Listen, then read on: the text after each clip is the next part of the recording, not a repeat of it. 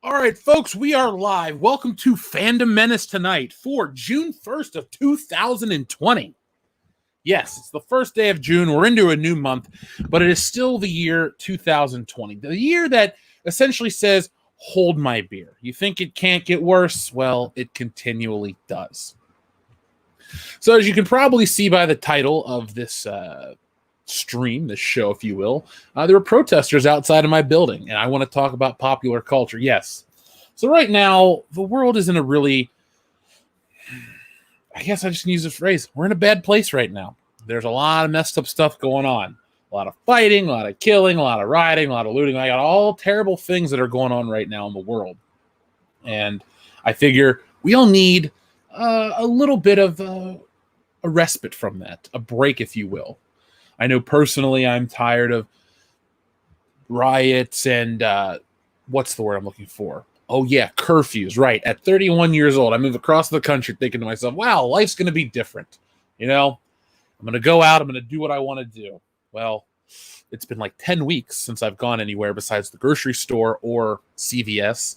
And now we have 6 o'clock curfews, which they mistakenly told us was 5 o'clock today.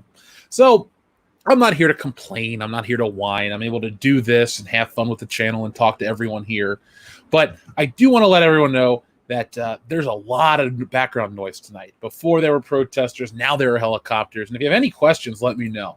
Now, we always kind of keep the we're not a political channel stance, and we're going to stick with that. That's not what tonight's show's about. We're not here to talk about, the president or any personal politics or anything like that. I'm not really interested in talking about that. I'm interested in talking about, the usual stuff.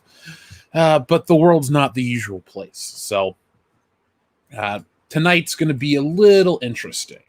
So let's see who we have here in the chat today. We have our friends, Hail Action Figure Expert. We have Iron Vet Inferno, Beard Business. Thank you very much.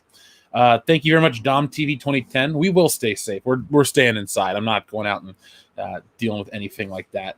Hello, Past Master Dan. We have our friend Alexander the Great. We have Matt Deckard. We have Albertosaurus Channel. Thank you very much. I will stay safe.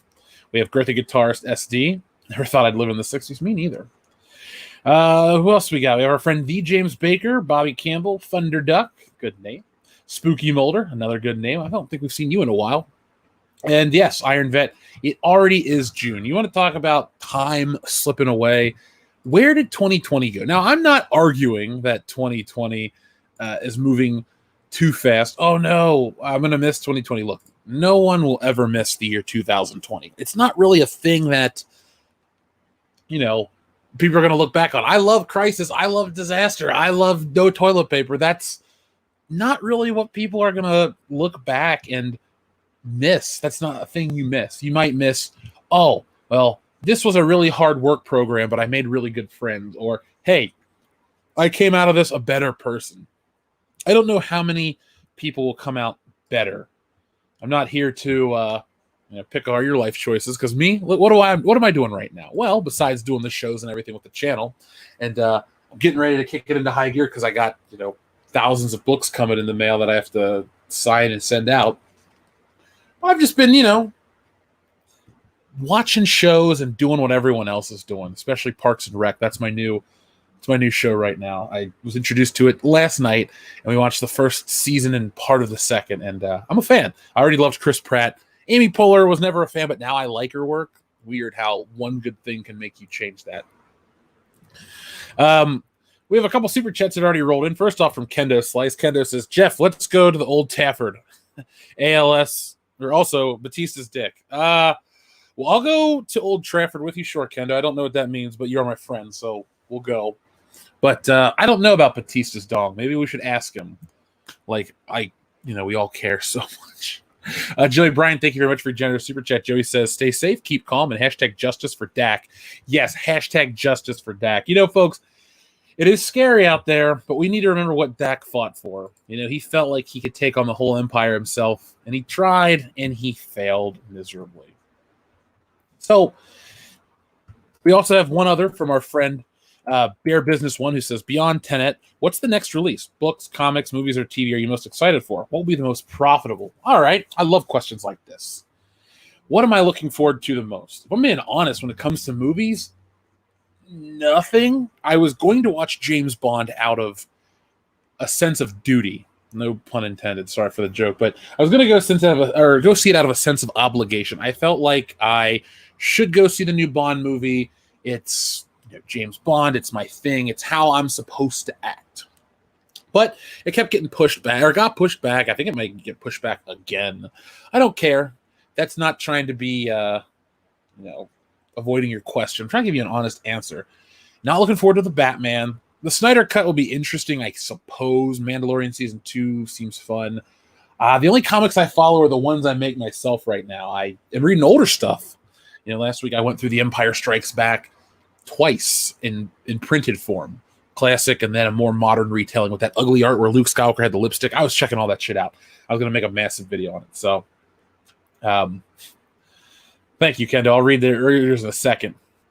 But in terms of what will be the most profitable, probably, I don't even think Tenet will be that profitable. I don't know what the film's about. It looks cool. I have nothing against Robert Pattinson to a point where I won't see a movie with him in it, but I don't think it's good. Everyone's like, well, Christopher Nolan's a brand himself. Christopher Nolan can carry X, Y, and Z. He can do all these things.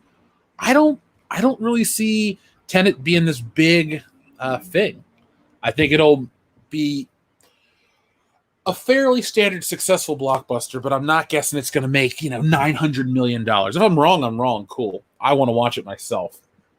And Nolan flicks are the type of movies I don't think people should watch at home unless you have the right setup. Now, let me see something real quick. When I was over at Phil's house, and yes, this is a Christopher Nolan flick, so I had to check it out to make sure I wasn't speaking out of line. Dunkirk. Dunkirk looked cool. Dunkirk sounded great. Dunkirk was a fun movie, and I watched it on a big TV in 4K with surround sound and stuff like that.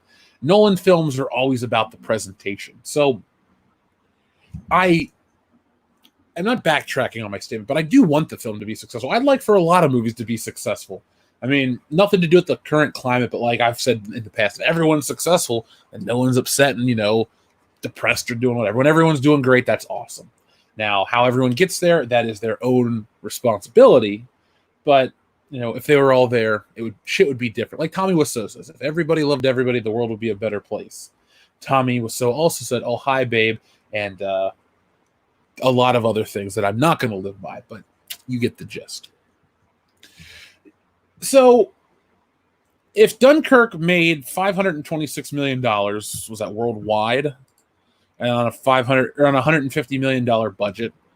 Oh, I'm gonna guess Tenet or however you pronounce it, because it's one of those words where it's the same forward as backwards, right? I can't think of not anagram, whatever the word is. I'm sure Jesse can tell when she gets back. But if Dunkirk made $526 million, I'm gonna guess this movie makes, with the global crisis, maybe $350. And people will talk about it, not as the failure of a film, but because of the current climate and how we're not, people are reticent to go back into movie theaters and stuff like that. So this might, Tenet might be the actual first big victim because they think Nolan's his own franchise. And I don't think that's the case. I think cinephiles and older audience members look at Christopher Nolan's work reaches everybody and speaks to everybody to a different degree. But I think older audience members and cinephiles will go see it.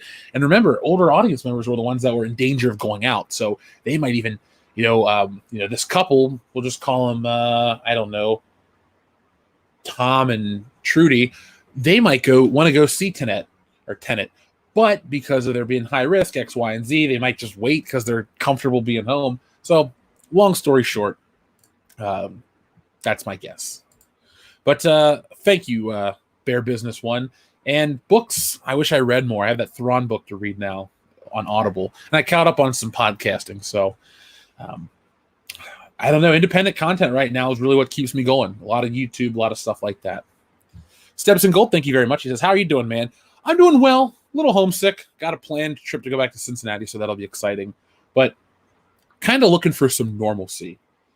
I got a couple other projects, too, to keep me busy, so I can't complain realistically. I can't. Thank you, though.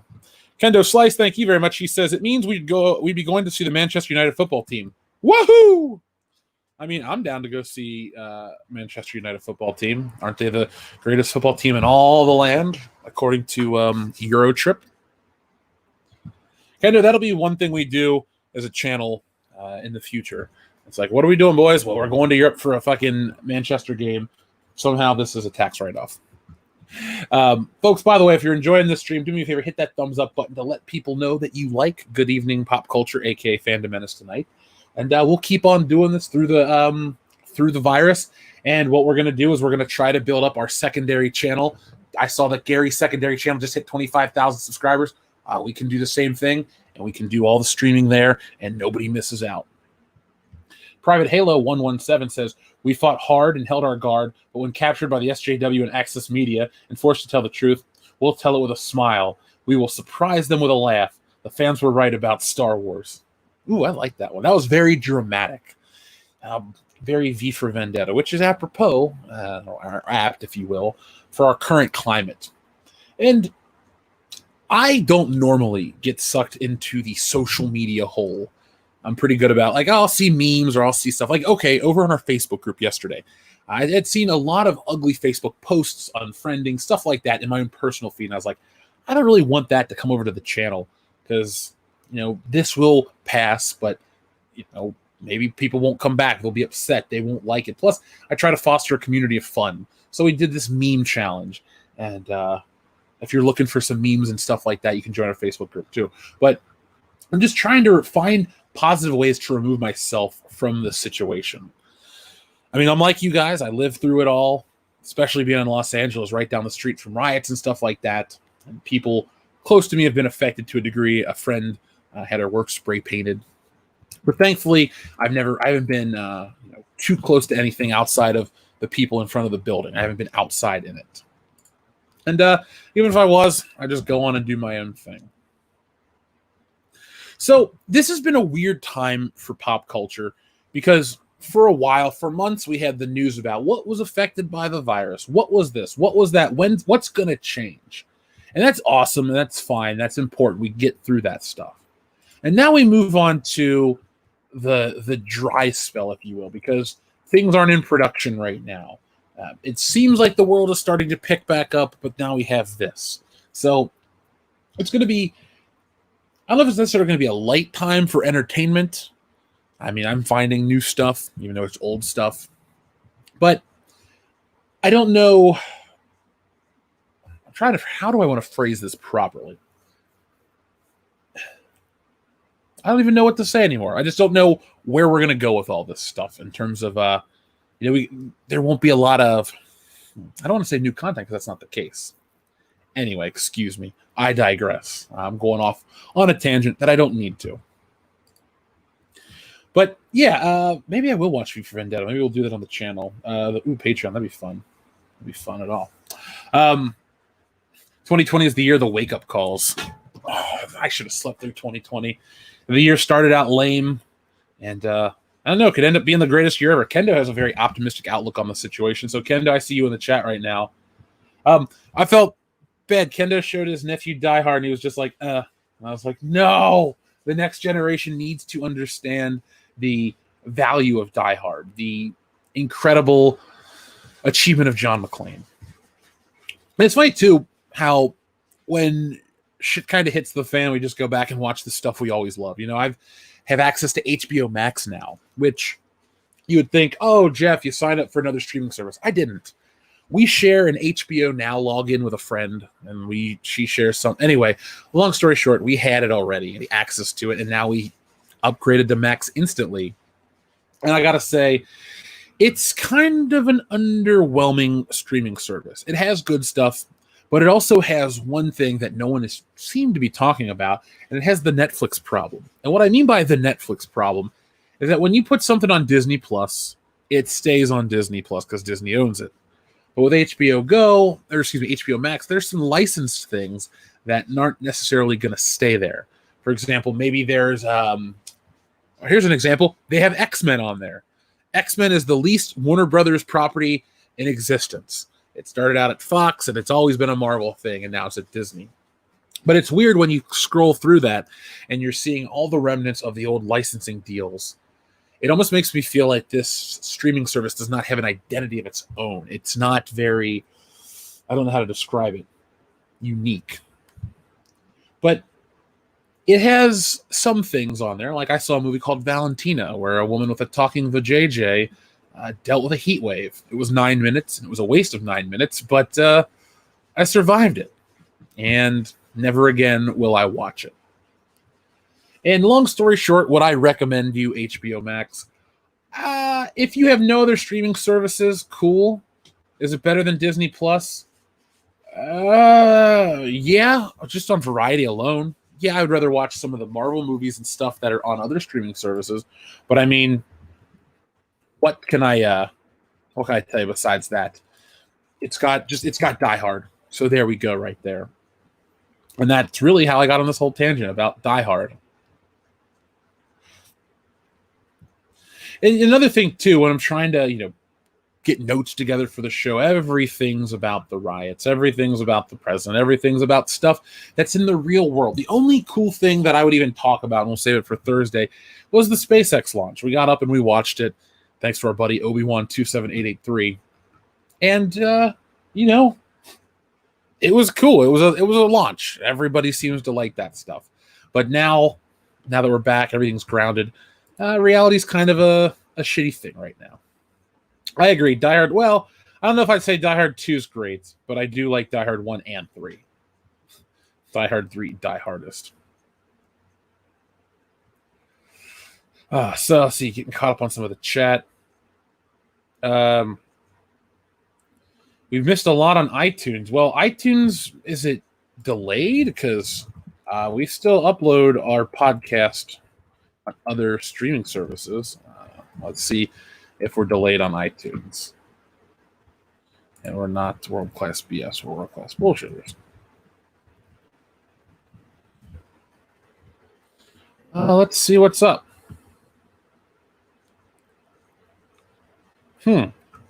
I'll check into this Rock Duck, because I want people to be able to find our podcasts. Hey, cool, we got good ratings. Awesome, thanks, folks. So we also had our friend Dr. Ian Malcolm, who says, weirdos on Twitter are going after Anna, Cecil, and Ethan, the human sunbeam. These weirdos just kicked the beehive of the Fandom Menace. I don't know what there is to go after about Anna, Cecil, and Ethan. What's the point? Cecil's just Cecil. That's a whole can of worms we're not even going to get into. Anna's just doing her own thing. I know her. She's a friend. She's cool. I don't get it. And Ethan, I think people are just jealous of success. So they always go after the more successful or the most successful person. That's how they operate. The Fandom Menace, though, we are a good community, a strong community. And tomorrow we'll be talking about it with the High Council because, it's the premiere show of the Fandom Menace. And we'll be strengthening. We'll be doing a lot of things as a community moving forward. I definitely want us to get together, all of the channels, and try to do some kind of mega stream. I'd like to get us together and do some sort of the convention that we keep talking about. But Dr. Ian Malcolm, thanks for letting me know. We did watch Jurassic Park the other night, and I had the urge to buy that Dr. Ian Malcolm action figure. I don't know what I'd do with it, but, maybe one day. You can never have too much Jeff Goldblum is the moral of the story. Hammond of Texas, thank you very much. He says, was watching the Bond series in full on Hulu. Got up to Moonraker, and the next day, no Bond anywhere to be found on Hulu. Looks like I need a box set. I agree that you do need a James Bond box set, Hammond of Texas. I'm sorry that Moonraker was the last one you got to. I see a lot of people in the chat saying how important physical media is, and I do argue for the importance of physical media. Not only because you have the disc, you have the code, the paperwork, all that stuff. You also have something really cool. I mean, the Bond box sets, no matter what you want to say about another box set, they're nice. I have the 50th anniversary one. It's got the gold foil front and the nice fold-out books and all this stuff. It's a beautiful set. I would argue that it is a very beautiful set. But you don't get that when you go digital. Now, I will say one thing. If you can hold out Hammond of Texas, first off, you might want to check Amazon Prime if you have that, because they've been on there for a while. And second, I heard it through the grapevine that there's a 4K box set coming out. And people say, well, 4K, I don't even have a TV about that. Why do I care? Some of the later films weren't remastered properly on the other Blu-rays, so they don't look good. They're mastered from like a DVD source. So if you wait, you can get the full experience on the 4K set. And sometimes when you want to upgrade, like a TV or whatever, I think a nice box set is the perfect way to do it. Because let's say you drop $1,000 on a TV, which is, you can get a really nice TV for $1,000, and you get a surround sound system, and let's say you get a 4K Blu-ray player for like $200. So you're going to drop close to $2,000. You don't want to stream shit in 720p. It's not going to look very good. So get yourself some nice 4K films. And the Bond films being shot on film and having the Lowry remastering, they look fantastic. There's a whole documentary on the Dr. No box set disc. The Dr. No disc in the box set that describes the arduous process of remastering frame by frame. And it looks great. I saw Thunderball on TV from like Universal HD or some channel, and the outdoor shots looked like it was shot today. So I'm sorry you got cut off on the bad Bond, but they got to be somewhere, because I would wait for that new box set. Or if you can get the 50th anniversary one on the cheap, man, you pick that up. I recommend them all. That's all I can say. They're fun.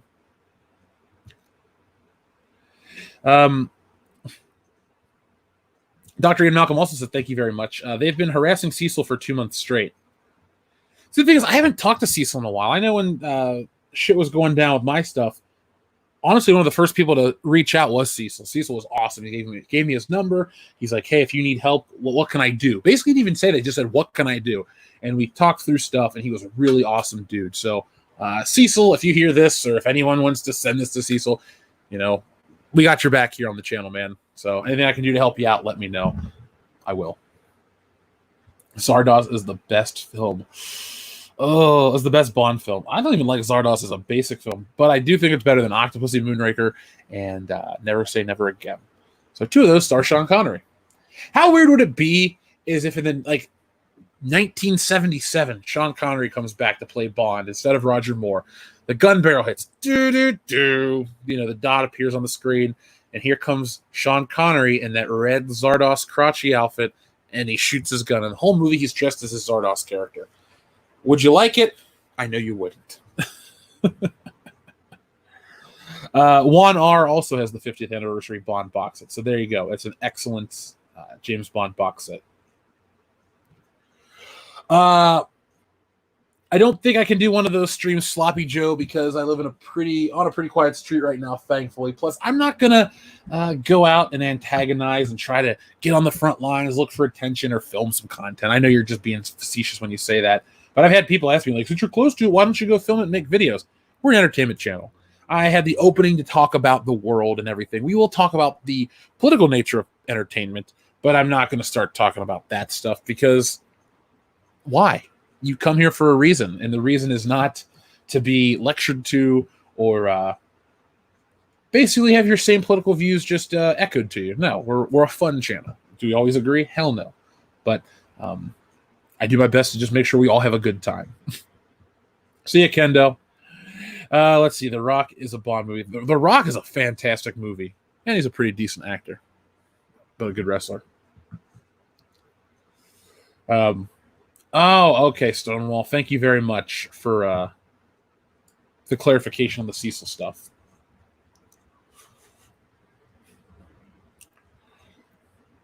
So, okay, here's an interesting point. Since we're talking about Bond for a minute, Goldfinger is top Connery, hands down. The Spy Who Loved Me is top Moore. Living Daylights is best Dalton, and GoldenEye is best Brosnan. Well, it was written with Dalton in mind. That is true. Let's see. Where am I going to go with? I'm going to say From Russia with Love is Connery's best. Live and Let Die is Moore's best. Living Daylights and GoldenEye I agree with. So there we go.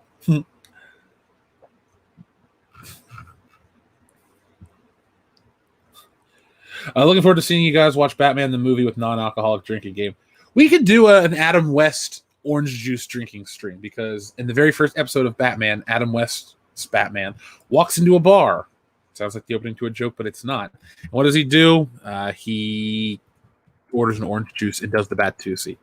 So, simpler times. This week on the podcast, I'll ask Kendo, but Kendo got the the Batman the Animated Series box set, and he has been going to town on that, watching episodes left and right, and it really is the best cartoon, hands down. I can't think of a better cartoon, and while X-Men has a lot of nostalgia on its side and a lot of really great messages. The show also just doesn't stand up the same way that, the same way that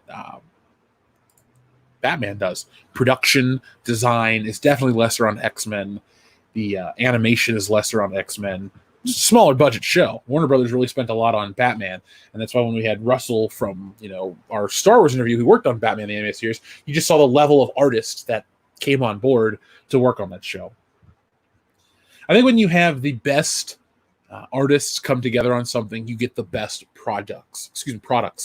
For example, Lucas on Star Wars, and people think, well, X, Y, and Z, but he always had the best people. You had your Ralph McQuarrie's, your John Williams, Joe Johnston, just tons of really talented names. And when every level of Ben Burtt, when you have every level of your production headed by people of that caliber, then you're going to have something good. I mean, this isn't Xanadu, for God's sakes, at all. So let's talk about something that might be in a lot of people's wheelhouses. Feminism. Okay, I'm just joking. We're not going to talk about feminism.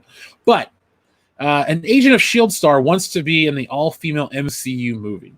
So Chloe Bennett is very interested in the idea of appearing in an all-female MCU movie should the opportunity arise. Now, I don't think the opportunity should arise. I don't stand with A-Force. I don't want to see Captain Marvel and her minions. I don't care. I really don't.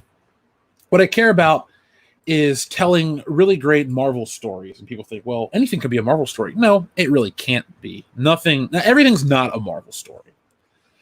Noah's Ark is not a Marvel story. The time I lost my license and had to wait an hour at the DMV, that is not a Marvel story. But we have some excellent Marvel stories that haven't been adapted. And the last time I checked, there aren't a ton that are just the all-female centric story. Do you have female-led stories? Yes.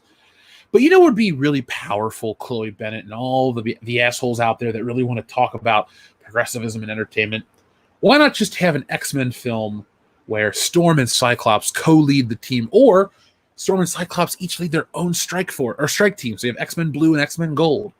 And that way, anybody that wants to talk about diversity and inclusion, it's like, look, Aurora Monroe is a fictional black woman from Africa with superpowers who's one day going to be a queen. She checks off all those boxes that these weirdos put these new characters in. And guess what? Everybody likes Storm. That could be fucking cool. But all-female Marvel just seems like all-female Star Wars. It doesn't really fit. And I know we talked about it briefly on the High Council last week, but nothing pisses me off more than this retroactive attempt to make Princess Leia a general on Hoth and really elevate her. And this is coming from a guy who loves Princess Leia. I pick up the figures. I was sad when she died. All of these things. I was a huge Carrie Fisher fan, huge Princess Leia fan to this day. Even I'm one of those people. It's like, look, pull it back. You guys are doing too much. Marvel and Disney in general, they have the ability, and this is not fair to lump on Disney. I'd like to say that a lot of entertainment companies fall into this trap where it's too much at a time. It's you like Star Wars movies, kids? Well, here's one every 6 months. So I lost money. Oh, you like this? Well, here's one every week. Sorry, I'm not interested. That's what's happening with a lot of this stuff. So let's see what Chloe Bennett actually says. We'll just do the TLDR version because this is going to be one of those streams. A while back, Brie Larson approached Marvel boss Kevin Feige along with fellow MCU stars Zoe Saldana, Tessa Thompson, and others to pitch a female-led MCU film. Whether the movie is actually happening is unclear, but if it ever does, Chloe Bennett is interested in joining. Bennett has been playing Quake / Daisy Johnson on Agents of S.H.I.E.L.D. And she said if the opportunity would arise, she would love to be a part of the movie. Do you think she'd make a good fit? No, because the movie shouldn't exist. I tried watching Agents of S.H.I.E.L.D. when it first came out, and tried was the operative word. I will say on that little Avengers game I always play on my phone, Quake is the first person I kill because she has this spread attack that can attack everyone on your team, but that's neither here nor there. But first off, Brie Larson with her My Cousin Michael haircut circa 1992. Right here, this smug chick, I would not take anything under advisement that she recommends outside of a flying leap that she should take herself. This isn't going to turn into a Brie Larson bashing stream. I mean, we've got millions of views over that, so go back and check out our Brie Larson stance. But Brie Larson's recommendation is terrible. Because what's the story you're going to tell? All these great Marvel, all the MCU films are based on something that came before it, or they, adapted and altered, like Civil War. Civil War is very different from the movie and the comic, but it's also very similar. So if you're going to take that route, you're going to have to pull out a story that features Captain Marvel, who wouldn't even be Captain Marvel if you're going to do it accurately. But let's just say for the hell that they call her Captain Marvel. Then you're going to need Gamora, and you're going to need Valkyrie. And then you're going to need a plot, which this doesn't have. Gamora's off doing her own thing. Where are the rest of the Guardians? Oh, they're off on sabbatical, so this is her story. What about Valkyrie? What about the people of Asgard? I thought she was supposed to protect the people of Asgard because she's their leader, she's their ruler. I guess not, because it seems cool that she wants to hang out with the girls and go have a couple of drinks. Now, of course, you're going to have other ones too, probably like a Mantis, who would be ditching the Guardians as well. But the thing is, what is the story? What is the point? All of this stuff, much like all of these studios and all of these companies that put out their I stand with X, Y, and Z solidarity statements, which I don't look at. This is as far as I'll take it right now. But look at this shit. I just keep seeing all these posts. Like, I didn't know that Star Wars needed a virtue signal to me. Again, I didn't know that Marvel and Doctor Who and Harry Potter, they all needed to virtue signal. Harry Potter to me is a dead franchise. And I don't mean dead as in it's, it's run its course. The movies came, they went, the books are done. You're like, Jeff, there's more. There's those Fantastic Beasts movies. I don't even know. I've seen the first one, most of it, and fell asleep in the other two, so I can't even judge. All I'm going to get at, though, is all these companies that are coming out of the woodwork to stand and support. It's so nice that they want a virtue signal, because I definitely know at the end of the day, when everything blows over, that they deserve my money. And that's sarcasm if you can't fucking tell. But, what the hell? Oh, sorry. I went to pull up a note for the show on my phone, and I saw a screen grab about an episode of Full House where Joey gets AIDS, but that's not real. But I wanted to say this because I feel like this is what I'm taking away from a lot of this stuff. It goes, during these hard times, our company wants to assure you that we stand with you and have your every intention of continuing making a profit off of your purchases. We hereby guarantee to always do our best to publicly declare our support for whichever opinions will make you keep liking us, because all we care about is money. Money, money, money, money. That's what this is all about. And if I can spin it around back to this all-female Marvel film, it's all about the money. It's all about the virtue signaling. It's nothing. Very rarely do you get somebody trying to make a movie because of a creative desire. And that's fine. If you're going to make a movie for the sake of making a movie that you want to make money, just make it awesome. Just because your intention is to make money doesn't mean it has to suck. I mean, how many great pieces of... Look at use Star Wars again. That was the biggest movie ever made when it came out. It's pretty damn good. Same thing goes with Jaws or Raiders of the Lost Ark or Back to the Future or any of these iconic movies. The Godfather. Godfather made a ton of money. It's also considered one of the greatest films of all time. They're not really mutually exclusive. But agenda superseding the financial desire definitely cancels out that common denominator of a pretty solid film. I don't get it. I just don't know where this Phantom audience is. You want to talk about us being a small vocal minority, which, a big company will change stuff for because they think a lot of people are upset. Where do they think this audience is for the all-female Marvel flicks? Look, Brie Larson, I hate to break it to you. The reason the Avengers made all that money is because of Robert Downey Jr. and Chris Evans and Chris Hemsworth and I guess Scarlett Johansson and everybody else. But this is just a dumb concept to me. I have nothing against Chloe Bennett. I have nothing against Zoe Saldana. I'm not a fan of Tessa Thompson or Brie Larson, but that's, for many basic reasons. But I don't think she would be a good fit because I don't think this show needs to exist. Trying to tie the MCU together with the TV shows really didn't work out as well as Marvel had hoped for. And that's all their own fault. It's not like it got too difficult from the fans' perspective. It was just a poorly handled, or how do I want to phrase it? They just gave up midway. because it was always the intention to have Daredevil, Jessica Jones, the Defenders, and Iron Fist be a part of the MCU. So much, in fact, that if you watch Daredevil, Ben Urich talks about the incident, which is the Battle of New York when when Loki's army invaded. There's newspaper clippings all over the wall, and they stop. I don't know how much of that comes from the infighting between Ike Perlmutter and Kevin Feige. Did their little bitch fit cost us in the long run? Possibly. I know they're counting down the days until Daredevil can return to the MCU, but that doesn't mean anything. I know I've said this before publicly, and I'll say it again. Getting excited over the possibility of a character coming into the MCU doesn't justify other bad things. So, again, Fox, Fantastic Four, X-Men. Oh, good. Marvel's going to get their own characters back. And then everything else that comes from it. They have to do more with Daredevil. Give him his own movie and make it dark. And people say, Jeff, you're not the dark guy. You don't say X, Y, and Z needs to be dark. I agree. But Batman should be. Daredevil should be. The Punisher should be. That was another show I forgot over on Netflix. Spider-Man, no. I'm trying to think of something else that's usually fairly lighthearted and fun. Captain America can be serious, but I would never call Captain America dark. I'd say it has very stern moments. You can dance with darkness or the devil in the pale moonlight, your choice. But I wouldn't call it a dark character. So I want to see what you guys think about some of this all-female stuff. Atari for life. I see what you said right there.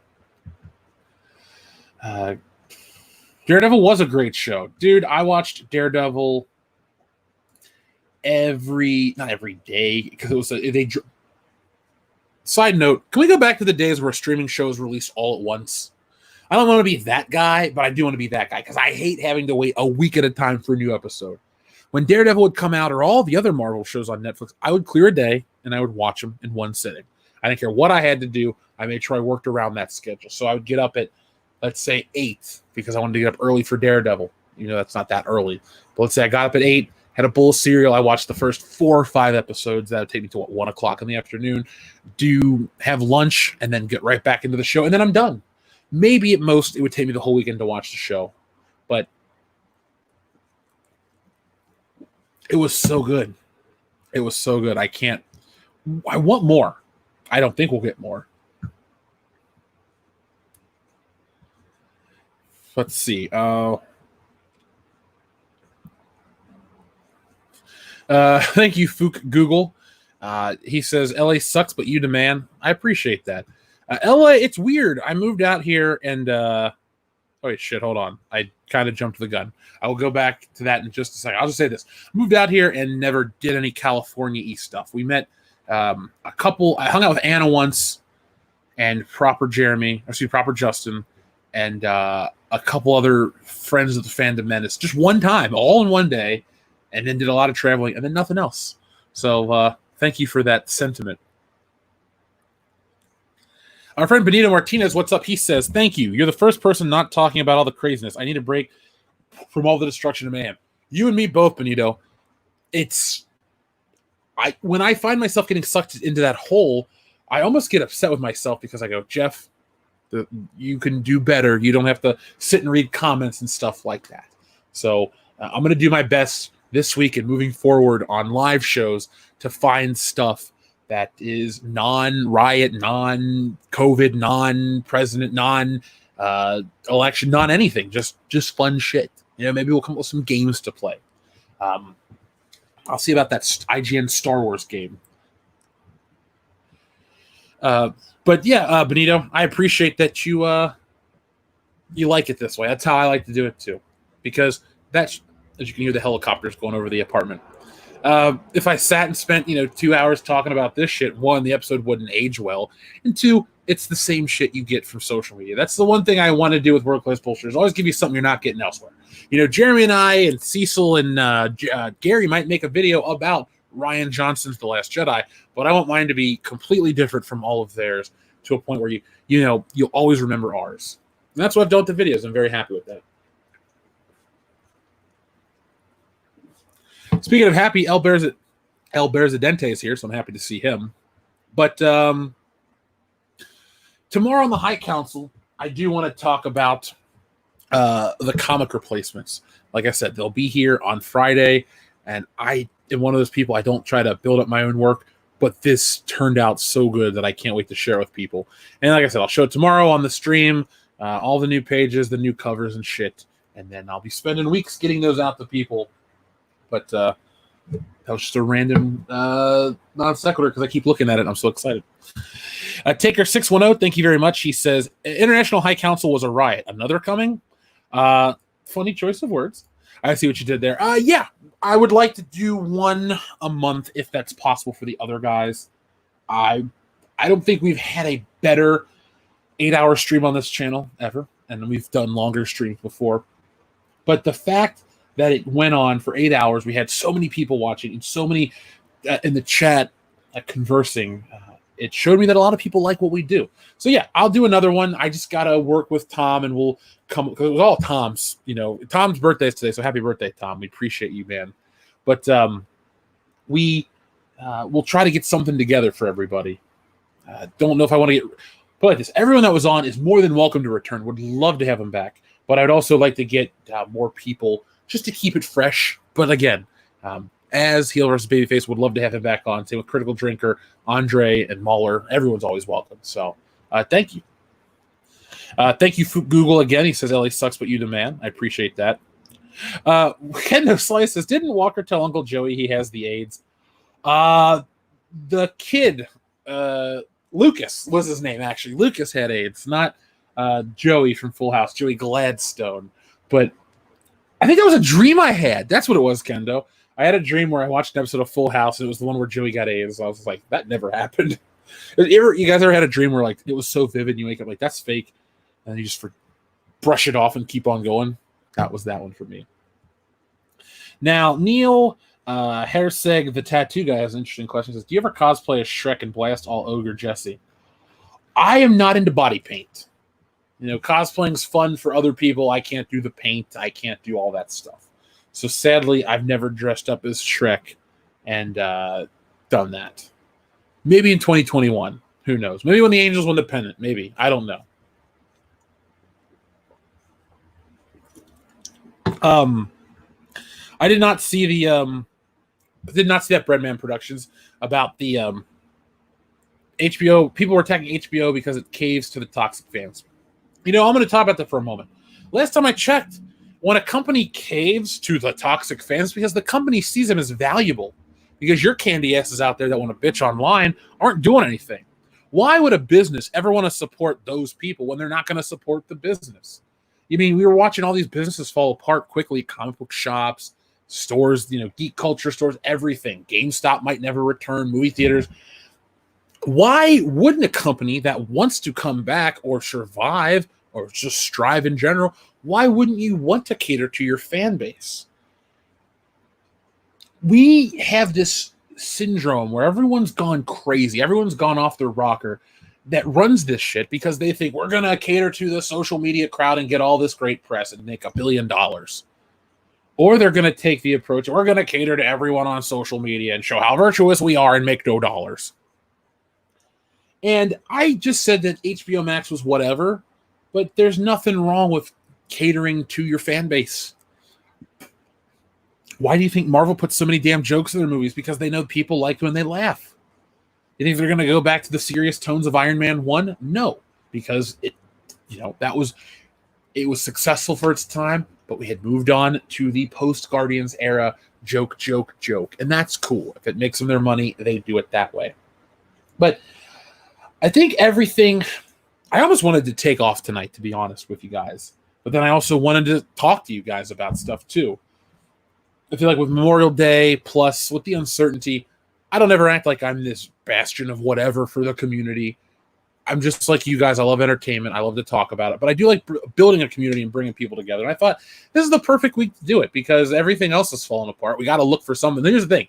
When you're done paying attention to all that crap in the real world or on the outside, you still got your own life to deal with. So why not spend some time here?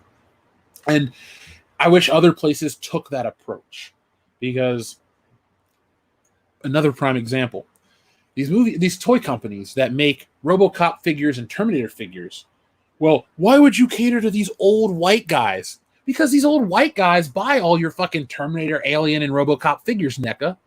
It would be so dumb for them. A small, I don't even call them a boutique license company. I mean, whatever you pay, $250,000, $1 million to make Terminator action figures, cool. That's what you do. But you're also not really, and you mass produce to a degree, but you're also found in niche parts of stores. You know, Target has their own little NECA section. Walmart, they'll put them back by the videos, the movies, if you will. Remember when they were called videos back in the day? Or tapes. But they cater to that audience, and they're not shitting where they eat. I'm so tired of this modern day mentality about just dumping on the customers. I hate to say it, but the customer's always right. And that's not a phrase to kiss the consumer's ass. It's a phrase that means it'll dictate what lives and dies, because if the customers consume it, it'll stick around forever. Pepsi's going to be around forever. You know, we have, health. Hear the sirens. Hello, sirens, my old friend. You know, we have all these health kicks and crazes, and we have high fructose corn syrup and sugar and all these other things. But the Pepsi sticks around. It finds a way to evolve. Like Dr. Ian Malcolm in the chat said, life finds a way.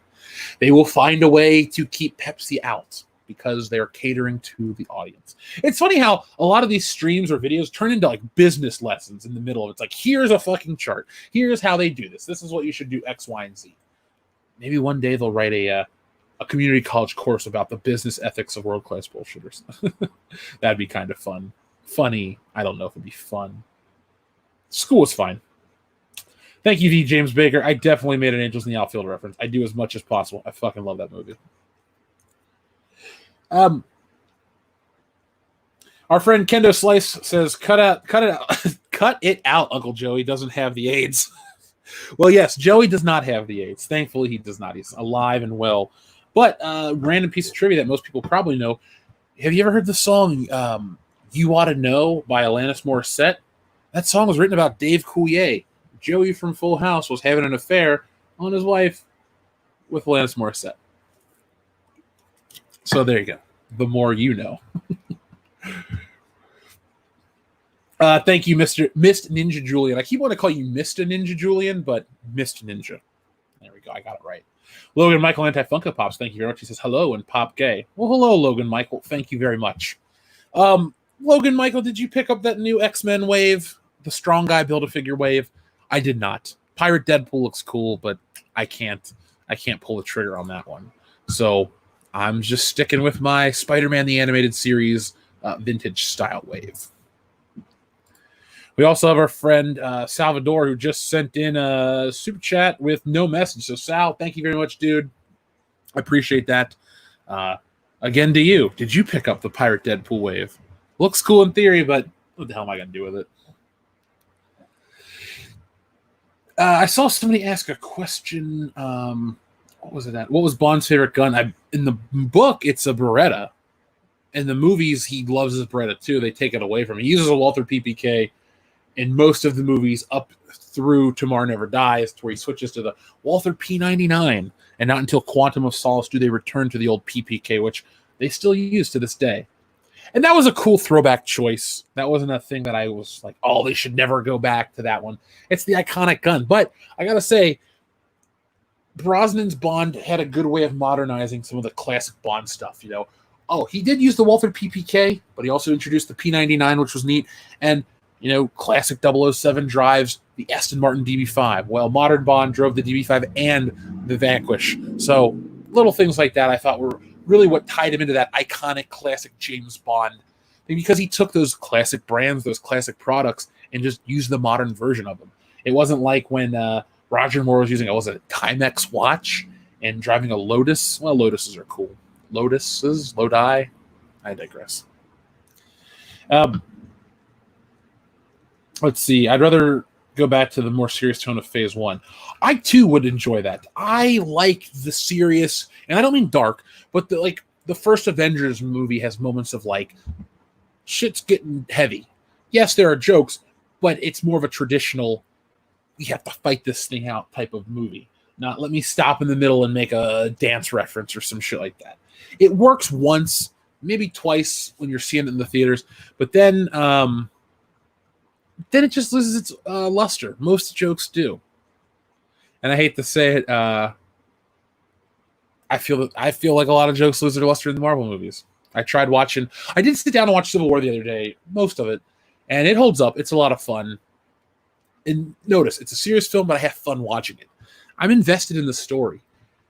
I almost feel like the wink and the nod at the audience at times is a little much from the later films. And it'll be interesting to see what they do with Phase 4. Are they going to continue the jokes without the comedians? Brie Larson can't tell a joke to save her life. She can't host a talk show to save her life either. I don't consider her a comedian. Scarlett Johansson has good comedic timing. Zoe Saldana, different but still funny. Tessa Thompson takes herself too seriously to be funny whatsoever. So I don't know if they can continue the humorous tone of the MCU moving forward, because who's going to tell the jokes? Spider-Man? Yeah, well, maybe one day. Private Halo 117, thank you very much. He says, officers, please eluding the Food King. Please eluding the Food King? Is it like the Condiment King from Batman? I don't know. I'm a little confused on that one. Private Halo 117. If you'd like to elaborate, I will. I'm watching the regular chat, so if you could tell me what's the deal with that one, I would love to know. So, folks, I'm glad that everyone's here tonight. Jesse, aren't you glad that we're able to talk about something that's not the shit outside? Thrilled. The only part is, I'll say that for the High Council. Some of the best news right now is all Star Wars related, and I want to save it for the High Council because it is the premiere show of the Fandom Menace, and we'll save it for them. But this is kind of fun too, or should I say funny. Now, we've all heard of Raylos and shipping and all these other weird, crazy things, and I guess I should say it's nothing new. Oh, could you imagine if Princess Leia ended up with Luke Skywalker or Han Solo? That's stuff people were talking about at the beginning of Star Wars. And if you're thinking, no, that's a little much of an exaggeration, go back and watch the interviews.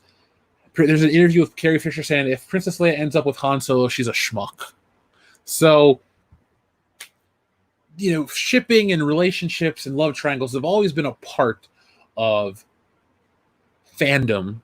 But now it's getting a little weird, especially with the internet, and everyone feels so entitled. And they get upset when they don't get their fandom shipping wishes. So Wonder Woman and Cheetah romantic relationship fan theory debunked by director. Now, luckily she's a woman directing this film, so they can't say she's a sexist or a misogynist or all this stuff or anti-LGBT or whatever the phrases they're going to use today. I don't know. But I'm kind of glad they debunked this. Oh, they gave a hug in the poster. Or excuse me, she gave her a hug in the trailer. That's awesome. Cheetah got hugged by Wonder Woman in the trailer. I'd like to get hugged by Wonder Woman anywhere. That'd be fun. But the fan theory stuff is good for fun. But then it gets a little crazy, and then people get really upset when their theories just don't come true. It's like, I get wanting to have like something. I get wanting to feel like you're a part of something. And some people want to feel like they contributed to that something. It's like, well, I had this theory and then they turned it into this, so I feel like I did that. And unless you're Ethan in the Fandom Menace, no one has had any input or created anything that's part of a movie. So this, I don't know. What do you think about this? Cheetah, Wonder Woman sexual relationship. Does that sound good? And are you saying that it was debunked? I don't have an opinion. I don't care. Who Wonder Woman bangs is not that important to me. It should be Steve Trevor because she stands for monogamy. Yeah, he's dead. He's back in the new one. Right, he's in the front. I'm worried that this is a low-key reboot to the DCEU after things had gotten pretty good. So, honestly, killing him off was such a bold and good move. As much as I really enjoyed the character, I wouldn't mind seeing him again. I feel like they're undoing some of the quality we got from that decision by having him turn around. They're like, nope, he's fine somehow, magic. Thank you, Kendo. Gal Gadot can hug me anytime. People are saying she can hug my waist. I think we'd all take a hug from Wonder Woman, but she smells nice too. Isn't she kind of tall? I think it was a dick joke from that listener, though. It was your waist and the height joke. Oh yeah, no, she's like 5'10", so I guess I don't know. I don't know anything about her. Our friend the Scorpion Strike says social media activists are a vocal minority amplified by the platform. Companies will learn. Bow to them, you lose. Court the great silent majority, win. Yeah, the question I have, the Scorpion Strike, and everyone out there, this isn't really a rhetorical question, but it's more of like a when do they decide that losing out? Which is when do they change? That's the question. When do they change? I don't think it's anytime soon, sadly. And I wouldn't care if that was the mentality. Well, the thing is, I would care if it was the mentality for other film properties. But the fact that it kind of started out in geek culture with all of our favorite things, I think all of us are going to fight for this moving forward because nobody's winning in any of this. The studios, these companies aren't winning because they're putting out subpar products. The fans aren't winning because we're watching our favorite characters be bastardized, ruined, assaulted by these creators. You get these... And we're paying for subpar products. And we're paying for it, too. That's the worst part. If this was like, whatever, this bad Disney Star Wars, but you don't have to pay for it. We have to pay for it. We have to pay our money to watch our favorite characters. And I don't even complain about them dying, because if it's part of a good story, it's fine that a character dies, could go out in a blaze of glory.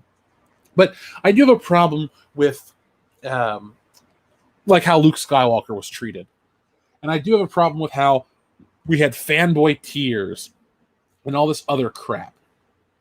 I was tired of all of this antagonistic stuff towards the fans. Because like you said, the great silent majority will help you win. And I just think some of these companies, you get like a classic marketing person. I was gonna say a classic marketing guy. Maybe it was a guy, maybe it was a woman. I don't know. But you look at a movie like a Spider-Man or something where you have this product, you have this blockbuster movie, and it comes out, and how do you build up the anticipation? Well, you don't talk about the gender fluidity of Mary Jane. Nobody cares about that. People are like, what is that? No, you build it up by saying it's going to be Spider-Man fighting big villains and love and romance and this and a spectacle, and sell a movie like you used to. Sometimes the newer ways aren't shit. But please, Hollywood, stop listening to social media. They're not really doing anything.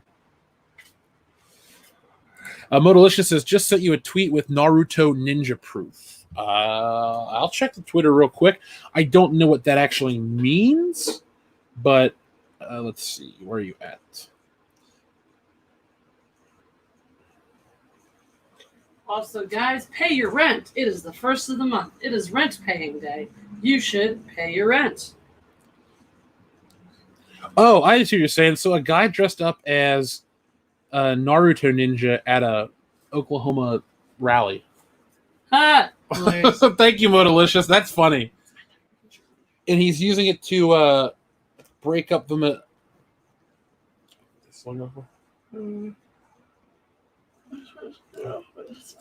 usually to break up some of the monotony and some of the tension. I like that.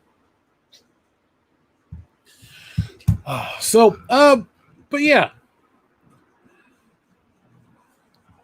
Yeah, the Uber. I haven't been moving around. Anyway.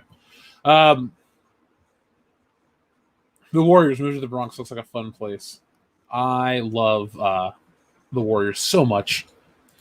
Press 1 in the chat if you're a fan of the Warriors, or if you've just seen the movie and think it's all right. Jessie hasn't seen it, so she can't press 1 in the chat. Jessie's also not in the chat right now. Jessie could never press 1 in life for the Warriors. Thanks. It's a little harsh. Oh. Mm-hmm.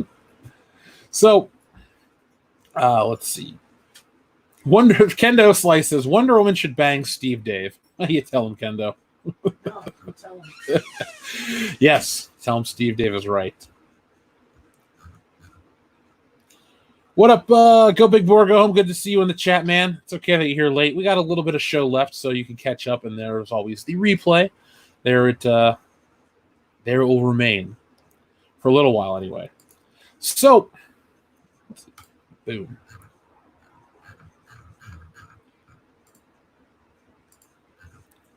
Okay, lots of ones for the Warriors. Cool. Down the road, we'll do a Warrior stream. Can you dig it? So the first time I ever saw the Warriors was in high school, and I'd been a wrestling fan for well over 10, well, not well over 10 years, but close to 10 years at that point. And I just remember going, that's Booker T's catchphrase. It's not, it's from the Warriors. It's kind of funny how you'll see... Kendall, I'm going to read that when she gets back. She actually left to pay the rent, so I'll read it to her when she walks in the room. But it's kind of funny how you learn about something from pop culture retroactively, so you always think of it as like, this is from this, and then you go back and like, it's actually from that, and that's referencing that, and you still never kind of get over the little cognitive dissonance. Robert McRae, thank you very much for your generous super chat. He says, love the work of WCB. It's like BSing with friends, but the slamming of Zack Snyder hurts my soul. The only thing better than a Zack Snyder movie is a 4-hour version. Well, that is Dion's the one that hates Zack Snyder with that same level of ferocity that he does. I don't like a lot of his movies. Do I want a 4-hour cut of any of his movies? No, because realistically, 4-hour cuts of anything are just an exercise. And like we're over at Obi-Wan's, we watched Lord of the Rings, and those are great movies. I had a lot of fun, but they're a chore to consume. And I don't think any movie or any piece of entertainment should be a chore. It should be fun. It should be like, oh man, I can't wait to watch Empire Strikes Back for the 98th time or something like that. It's like, I'm going to sit down and dedicate a half of a workday to watch one film or take breaks and do this stuff. I don't know. I think it takes away from the coherent storytelling of your regular movies, the narrative structure, if you will. Excuse me, I misspoke. But I'm glad you enjoy the show. I love doing this stuff. I wouldn't trade it for the world. And yeah, that's the whole point of the show is it's just like you're hanging out with your buddies, talking about entertainment. But again, yes, you have to ask yourself this question, Robert. Do you always agree with your friends? And the answer is no. Sometimes Dion and I have argued. Kendo and I have not really had many disagreements. I mean, we've argued where the location of the Appalachian Mountains are. Other than that, we're on the same page about a lot of stuff. The same goes with Nick. We have different tastes and shit. But I think that's why the channel works the way it does. We're not here to say you're with us or against this type of shit. It's just like, hey, some people like it, some people don't. But the only Zack Snyder film I want to watch going forward would be like, I don't know, Zack Snyder directs a music video. I'd watch that. Thank you, Kendo. I've never seen Sucker Punch, so I can't comment on if it's a good film, if it's a bad film. Most of my Zack Snyder viewing is all adaptations, remakes, stuff like that. So there we go.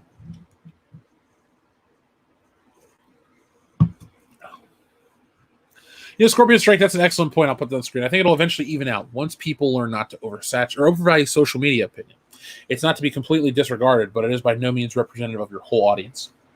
Now, I think social media is great for what the Snyder Cut represents, or I don't want to say niche markets. Well, niche market stuff is good for social media too, but I think social media is so valuable in today's world, but I also think it's being used. It's like trying to use a wrench to bake a cake. Yeah, you can, in theory, superheat the wrench, put cake batter on there, and scrape off the cooked parts and call it a cake, but it doesn't really work the same way. And I think that's what a lot of people try to look at social media engagement and likes and clicks as money. And just because a tweet gets 500,000 retweets doesn't mean 500,000 people are going to support the cause or buy the product. I mean, we've seen that. Look at all the people a couple of years ago that went on how great the pansexual Lando Calrissian in Solo: A Star Wars Story was. Everyone was talking about how brave and stunning it was, and X, Y, and Z. And the movie was a fucking failure. Now, that wasn't the only reason, but it was one of the reasons why the movie didn't really resonate the same way. It could have with a lot of people. So, you had a super chat directed at you, Jesse. Oh, me. Yeah. It came from Kendo. Oh, I got a package in the mail? What the hell did I order from Amazon? We'll find out together. Oh, shit, where'd it go? Kendo says, I made my house payment today. Don't lecture me, devil woman. I'll do what I want. Will you? Yeah. Aren't we professional? I opened up mail on air. Oh, yay, more headphones. Right. I really went overboard, didn't I? You know what? Kendo supports a team with a racist slogan that's only, or racist mascot that's only gone under the radar because the Redskins is more racist. Go Chiefs, right? Yeah. You know what? In this time of racism, I think that means that Kendo either needs to renounce his support of the Kansas City Chiefs or accept that he is in fact racist. I don't know. That's kind of a hard sell. Kendo's my buddy. I'm not going to let him go down like that. These are polarizing, divisive times, Jeff. We can't be easy on people, even if it's people we care about. It's 2020. It's the year that doesn't matter. Yeah. I feel like we should get a restart at the end of this year, and then it becomes 2020 again. They're like, hey, we're going to forgive all your debts. We're going to forgive everything. You're going to get away with all your shit. If you committed a crime in 2020, we might even forgive that too. It's like, hey, you didn't pay your taxes. You didn't, I don't know. You didn't pay your parking tickets. We might even forgive those. As lovely as that would be, as that is in concept, it definitely, if that was something that was able to be executed, I think it would be pretty conclusive evidence that, the mole people are in charge. I like the mole people. The Fantastic Four dealt with them abruptly, so that's nice. I like that. So this is a little bit of doom and gloom. 5,000 Chinese movie theaters may close permanently due to shutdowns. Now, the only reason I bring this up to you guys is because we're getting close to, I guess, normalcy. And as you can see, a lot of theaters have been closed since January, as it says on the screen in front of you. And I just wonder what it's going to be like here in America. Are we going to see... I don't think we have... Do we have 5,000 theaters in America? I don't know. But I just hope this isn't the case. There's something, like I said, there's something to be said about a theater-going experience with a group of people that are there for the same thing and they want to go on the same ride as you. It's not like when you go to Kings Island or Disney World or something where if you're the only person on the roller coaster, it's the same experience. I don't care if I hear Joe Blow screaming next to me or somebody throwing their arms up in the air. But for a movie, jokes are always better when a 200-person auditorium's laughing with you. Or, when people are cheering at moments or screaming out for epic moments, and you're all kind of like, yeah, that's what I'm thinking, or whatever. It's this big community moment. But it looks like a lot of this might shut down, and that'll be very sad for a lot of people, myself included. I have no desire to live on this couch and just stream forever. I'm dying to go out and consume something fun. Now, I do like how we have artist renderings on Instagram of actors playing these famous roles. So this is supposed to be Colin Farrell as the Penguin. And it looks good. From an artistic standpoint, this person, whoever drew it or rendered this, did a good job. It looks awesome. I don't know how you guys feel about the casting of Colin Farrell for The Batman. I don't even know how I feel about the casting for The Batman as a film overall. It's more than just the Robert Pattinson Batman. I mean, we have Jeffrey Wright as Commissioner Gordon. We have Zoe Kravitz as Catwoman. I believe even Matthew McConaughey has been signed on to play Two-Face. Paul Dano as the Riddler. Andy Serkis as Alfred. John Turturro as Carmine Falcone. I didn't know that was a casting thing, but that's kind of cool.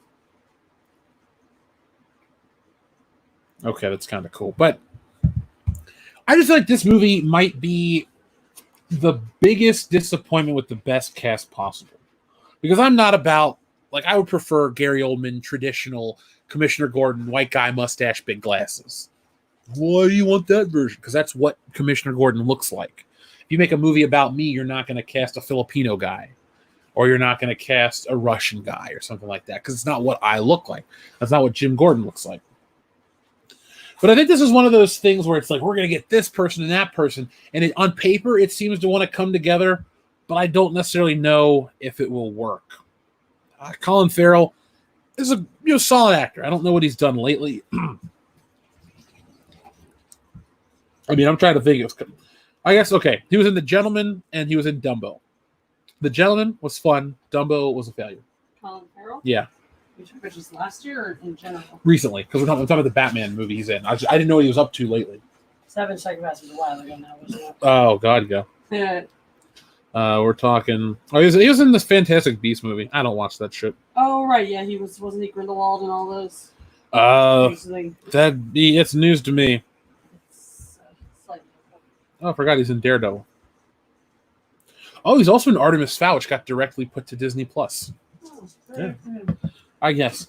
But this is a fan picture, folks, of the Penguin, played by Colin Farrell, and cool for the Batman. Yeah, it's a fan art, but it looks real. So let's see what you guys are saying about the Batman stuff. Let's see. Pattinson does not sound as Batman. Thank you, Obi-Wan, for sending the email. That is our email address, worldclassbs@mail.com. Yeah. Thank you, Kendo.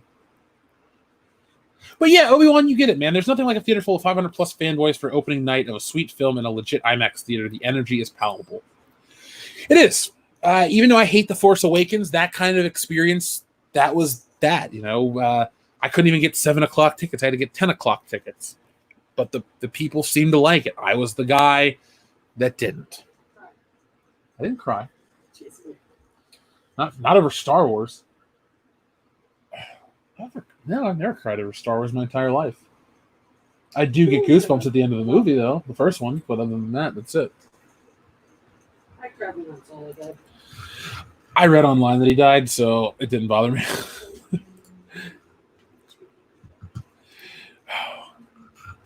So is there anything else you guys want to cover tonight before we close this out? Like I said, this is I'm doing my best to do a show about, not the current climate.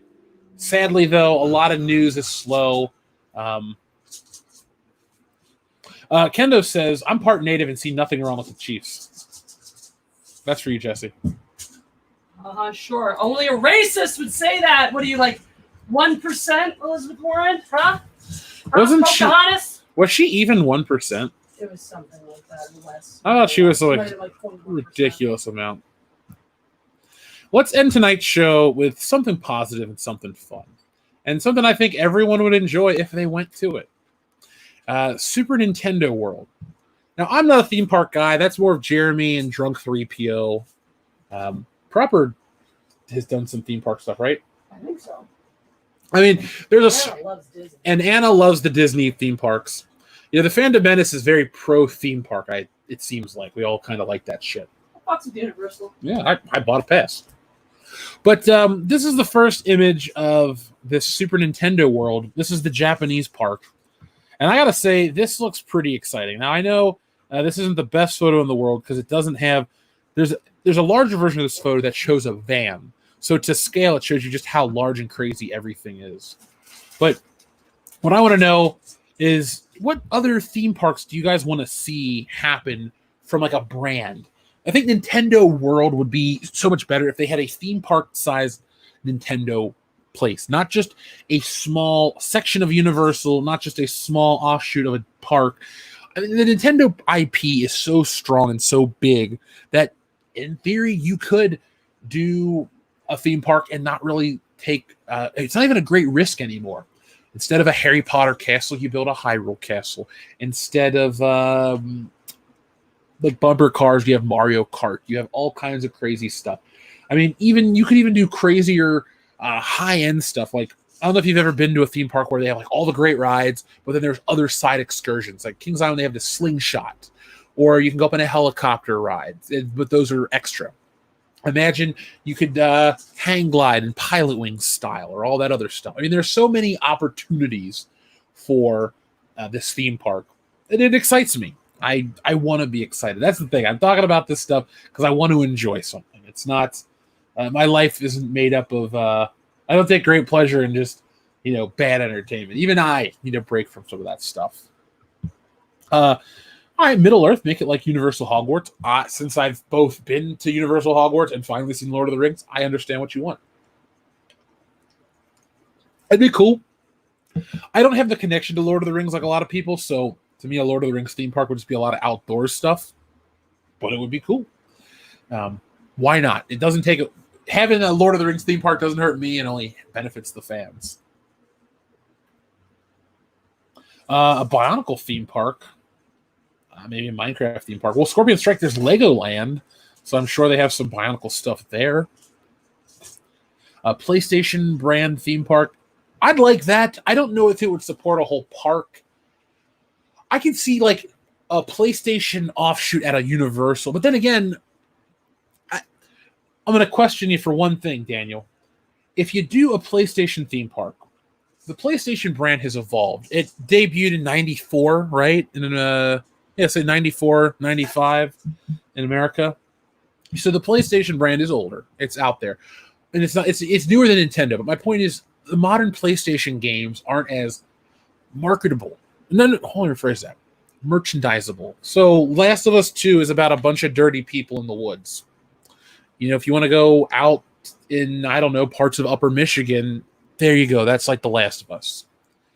Ridge Racer, all these other great brands or great games that are on the PlayStation, I don't necessarily know would lend themselves to this like larger than life world. Now, I prefer the PlayStation 4 to the Nintendo Switch, but Nintendo World, just their characters, their IPs. I mean, even dumb shit like Splatoon. You have a Splatoon-themed water ride or a Splatoon-themed water gun thing or whatever. I just think it opens up a lot of possibilities, and it's otherworldly yet familiar with a lot of Nintendo stuff. The Mushroom Kingdom is weird and bizarre, but Mario's just a little guy with a mustache. So there's this, this anchor that we can all kind of just glom onto, and we're all on the same ride together. Now, our friend Joey Bryant, thank you very much. Joey says they ruined it. They took a beloved series and burned it in a giant shit pit. Why, Disney? Why are you ruining Artemis Fowl too? I don't know anything about Artemis Fowl outside of it's coming to Disney Plus and the poster's mostly green. Joey, to me, that's one of those things where it's like, I may not be a fan of what you like as much as you, but I do sympathize with you because it's like, well, that sucks. It's like, oh, great, another thing they're coming in and changing. And people say, well, maybe things need to evolve to survive. Well, maybe if you're going to adapt something, you don't evolve it because it's been popular for so long for a damn reason. I mean, there's two sides to all these arguments. We also had our friend, who else chimed in? Excuse me here. Private Halo 117 says Warhammer 40K or Doctor Who or Batman. I'm going to go with Batman of those three things. Warhammer 40K is cool to me, but I don't know much of it. I've watched a couple of those a Star Test or whatever it's called. The little movies, the animations. And then I saw that Todd McFarlane's company's got some figures coming out, and that looks cool too. So I don't know too much about it. I'm sure I'd like it. A ton of people recommend me check it out. But maybe one day. Thunder Robots, thank you very much. He says Masters of the Universe theme park. Masters of the Universe could be cool. I'd want to fly on one of those like rocket sled things and maybe meet the Battle Cat. That'd be fun too. But I did see the other day online about Kevin Smith. He's pushing back. Apparently, people thought that the new Masters of the Universe film would be about Teela, and he said Teela's only in it as much as she would be in other things. And some of that comes off as a little bit of covering one's ass. Because no studio is going to tell you, oh, we're going to take this really famous brand, this really famous IP, and we're going to tell you a story about the woman because women's rights and Me Too and all this stuff in Hollywood today. And you go, what? Because when you close your eyes and think of He-Man, you probably think of the toy or the cartoon. There really isn't much else. Maybe Dolph Lundgren. I don't know. But when you think of He-Man, you think of swords and big, muscly alien people and all this stuff. It's really not a story about a female voice. There's Teela, there's She-Ra, and She-Ra's her own thing with her and her girlfriend, and everyone can enjoy that shit. But when you close your eyes and think of these like things, you don't think of these side characters that are going to probably get elevated because they're a woman. And if you're dying to tell that story, just make a movie called Teela and see if it works. Don't sink an IP to tell a story about a secondary character. Because people want the main characters. They want this. It's like if Boba Fett's going to be a side character in The Mandalorian Season 2, all it's going to do is get people to want a Boba Fett TV show, which is smart on Disney's part. But teasing, I'm trying to think, it's like Luke Skywalker being relegated to second fiddle to Rey. Who the hell's Rey? Nobody. They even say in the movie. But I just saw that and I thought, to me, that seems like a little bit of a conspicuous pushback from Kevin Smith. Do I think everything Kevin Smith says is a lie? No, not really. I used to love him. Used to think he was the absolute coolest dude on the fucking planet. Not anymore. I don't think that. I don't know if he's changed or I have changed. I won't go with him because I refuse to believe that is me that is the problem. Sarcasm. But the Masters of the Universe theme park could be fun. Again, to me, that seems like a nice section of a bigger theme park. So, like Universal, instead of seeing Optimus Prime walk around, or if you do, I don't know. I went when it rained. They didn't have anybody in suits out. But to see He-Man run around outside, or like the Joes or something like that, that'd be fun. And also, too, you could take a smaller calculated risk as a company because G.I. Joe, Transformers, He-Man, very much 80s properties. Transformers had the luxury of a film franchise that just still runs to this day, so it means a lot to another generation. But He-Man and G.I. Joe are very much products of their time, and no one's going to really pay to go to a United States military theme park. I don't think so, at least. So just put the Joes there. Same with He-Man. Like when I was a kid, we had Hanna-Barbera Land at Kings Island. We didn't have a whole park. We just had a small subsection of it, and you would see Scooby-Doo and Captain Caveman and Jabberjaw and all those characters. So I personally, if I owned the license for He-Man from Sony, I'd be like, let's just do it like that. Let's have He-Man pop up at a thing, put a little a stand to sell merchandise, and maybe have like a He-Man interactive 3D ride or some kind of thing. Because you can't really fight at theme parks, so you have to watch a battle take place. But it could be cool. Private Halo 117 says, played in the UK Championship for 40K last year, came in 12th.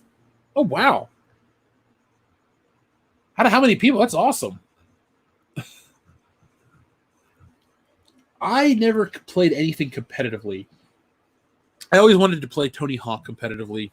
I never ran into that. Always wanted to play Guitar Hero competitively. Never ran into that. Always wanted to play wrestling games competitively. And then they just kind of stopped making wrestling games. At least for this year. But I digress. But that's awesome, man. Congratulations. So is it you just the little figures that you paint and you play, so it's that kind of thing. But that's cool, man. I'm guessing you're back in the US based on the number sign next to the dollar sign next to your thing. But maybe, once everything slows down and goes back to normal, go back and play in the US. Maybe you can be number one. We'll back you. We'll send you a World Class Bullshitters jacket to wear to all your meets. Makes me think of that episode of King of the Hill where Peggy is in a boggle tournament and she gets local sponsors and the lady makes fun of her and calls her, I think, Patches, because she wears this big jacket with all the sponsors on it. I'm like, Peggy, the one time I don't shit on Peggy Hill, she's out there hustling, trying to do something good, and this douchey lady's shitting on her, so I don't like it. The Scorpion Strike, thank you very much. He says, presenting the Gremlins Water Park. What could go wrong? Well, maybe if you had a Gremlins all-night food shack, things could go equally wrong. But see, Gremlins is the perfect thing to have in a Universal studio. Well, one, the backlots where they filmed part of the movie, which is right over the hill. So that's cool. But like throw in Gremlins, little Mogwai figures or dolls, and maybe have a 2-scale animatronic set that you could go see. Like, I don't know if anybody else remembers this, but there was a Twister excursion a couple years ago where you would go and you would walk through like a house and stuff would shake and it was like being in a tornado. Maybe do something along those lines where you have like a Gremlins walkthrough where it plays that really annoying theme song and you just see them and they're on shelves knocking shit over and they cause bigger problems and you have to avoid stuff or stuff goes off. To me, that's a good way that you could do it with that. Or, at the end of the ride, Scorpion Strike, to jump off your joke about them getting wet, the end of it turns into like one gets like saturated in water, becomes a giant creature, a giant gremlin. You have to fight it at the end, just with a laser cannon.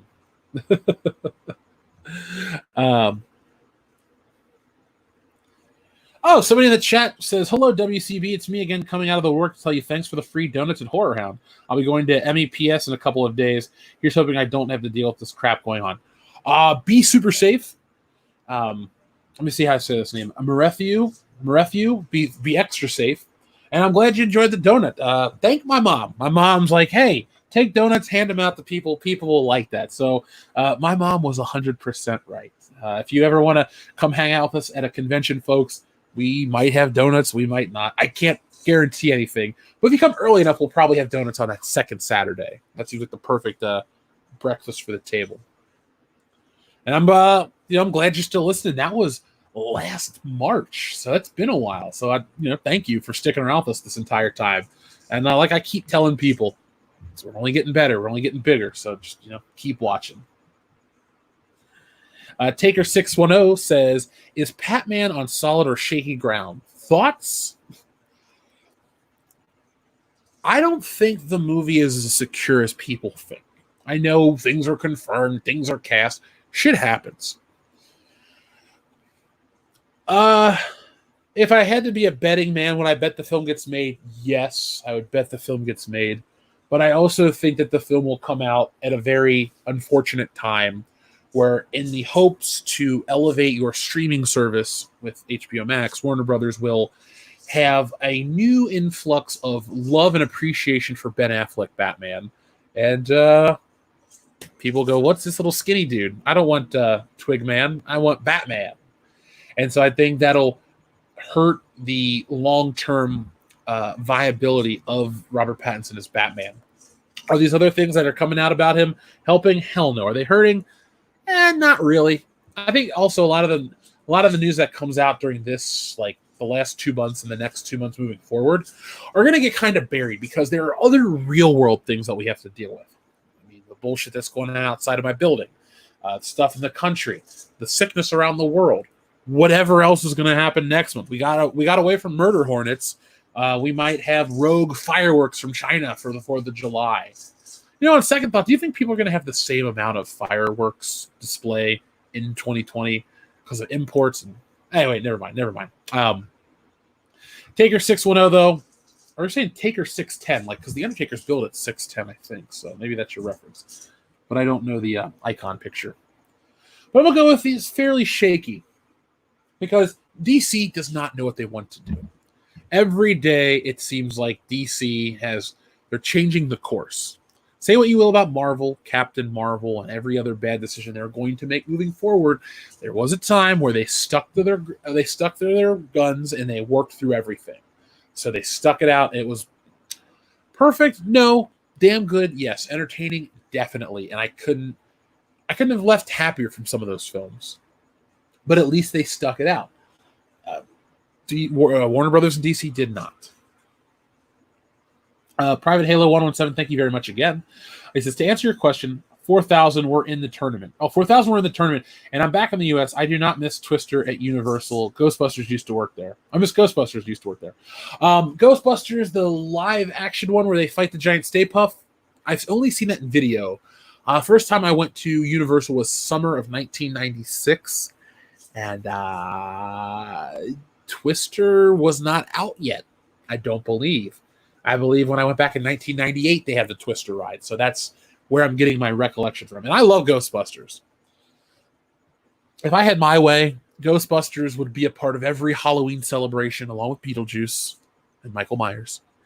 See, for a fan fiction-y thing, it would be fun to see Beetlejuice get captured by the Ghostbusters and all that crap. That could be kind of fun.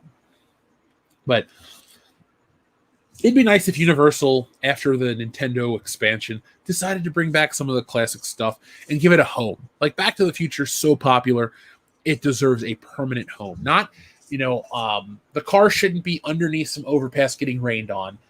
They should be out in the theme park. They should have placards on them. They should have the Hill Valley clock tower. And, if you want to dress it up, you can do a part 2 and a part 3. Every once in a while, you alternate, twice a year? Some shit like that. But I think a lot of people in the parks division, which I look at, they're making money. I'm not, an economist. I'm not doing all these things like they are, but I do think they underestimate the drawing power of something that is so burned into people's hearts and memories. And I phrased it like that because look at 2 weeks ago when Back to the Future 2 was getting censored on Netflix and people freaked out. It got fixed. Those movies matter to people. That is why 3, 5, 10 years later, we're going to be talking about Disney Star Wars, because those Star Wars movies matter to people. They matter to so many people. They matter to generations. And I get it. Transformers is your big moneymaker, but you don't have to sacrifice something that is not hurting your park and really does bring people in. If Back to the Future the ride was like, I don't know, in Japan, and I was like, I'm wanting to waste some money, that'd be something I would do. Go over there, visit Japan, and visit the Back to the Future ride. Obi-Wan, thank you very much. He says, do you think Pat-Man will suffer the fate of the New Mutants? Maybe eventually get straight to DVD treatment if it even goes to digital. Even if it goes digital. I don't, Obi-Wan, because it's Batman. It's this iconic character that's too big. I won't say too big to fail, because a Star Wars movie has failed at the box office, and technically Justice League is a disappointment, which features Batman prominently, and I think even some say BVS is a disappointment, and Batman's name is in the title. But I don't think we'll ever see a Batman film go to direct-to-video or streaming. It's Batman. It's just too big. And I hate to keep using the phrase, it's Batman, to describe my thoughts, but that's where I am. It's maybe very worst case scenario, it gets a quicker home video release than your average big theatrical tentpole. But at the end of the day, it will come out. It'll just be. But I think if the Snyder Cut's on everyone's minds, it will be, but it won't be as successful as it could be. And then finally, our friend Joey Bryant, thank you very much. He says, here's a theme park idea, Silent Hill. Grab your lead pipe and the static radio. I love Silent Hill. I think it's a very fun series. I even like the movie. I even like Silent Hill, the movie. I think it's got one of the best kills of all time. When that lady gets the barbed wire go up her hoo-ha and rip her in half. It was fucking cool. And it shows it too. I love her reaction. So I would like that. Joey, in closing, I won that movie, by the way, for being a surviving human in my college's game of Humans versus Zombies. Is it here in the apartment? I don't think so. Have you watched it? Yeah. Okay. Did you like it? It's fine. Yeah. So, Joey Bryant, I will say this in closing. Every time I see a foggy morning in Cincinnati, I instantly say, hey, I'm living in Silent Hill. So it's a thing for me. Now, folks, I'm going to go over to Mindless Entertainment right now. So if you want more of me, and I'll be on video and stuff, you can catch Jesse and I over there. What are we talking about? The world's on fire, says your stream. What's the topic for tonight?